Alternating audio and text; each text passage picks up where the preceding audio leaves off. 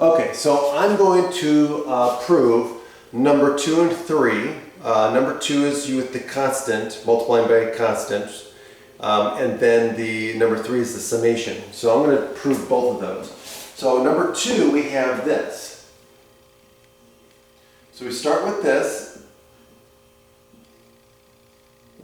Okay, and now what I'm going to do is I'm just going to use the definition of summation to expand this out. So this is equal to C times A1 plus C times A2 plus C times A3, and then this goes on like fashion, and then C times A sub n minus 1 plus C times A sub n. Okay, so that's how we represent the expanded notation, right? So now notice that there's a common factor of C in all the terms. So I'm just going to factor them out. So this is the same as C times A1 plus A2 plus A3 plus A sub n minus 1 plus A sub n. Okay, now, by definition, this is equal to the summation of the first n terms. And that's it. Now, for the summation, we're going to do similarly. All we're doing is using properties of numbers, okay? Properties of summations. So for number 3, we start with this.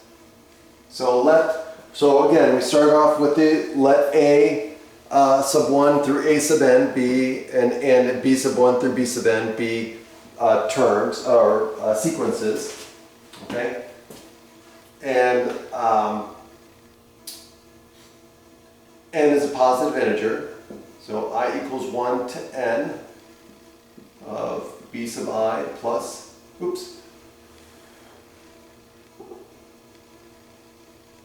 A sub I and B sub I.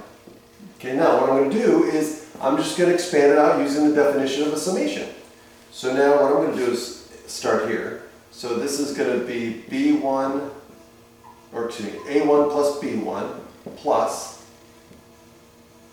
A2 plus B2 plus A3 plus B3 plus, and so on,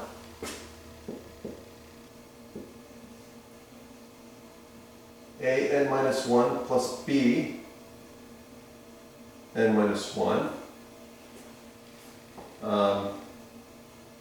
plus A sub n minus plus B sub n. Okay, now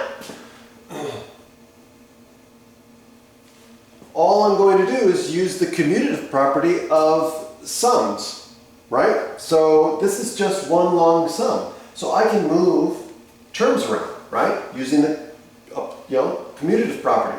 So I'm going to group all of the A's together and group all the B's together. I can do that.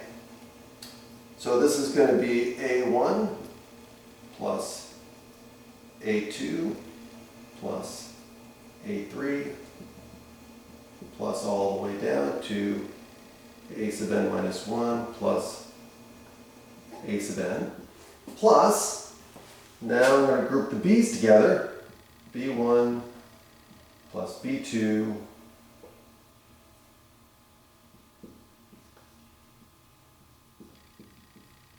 all the way down to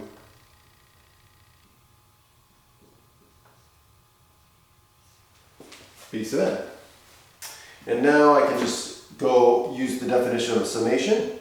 And so this is equal to the summation of I equals 1 to n of A sub I plus the summation of I equals 1 to n of B sub I.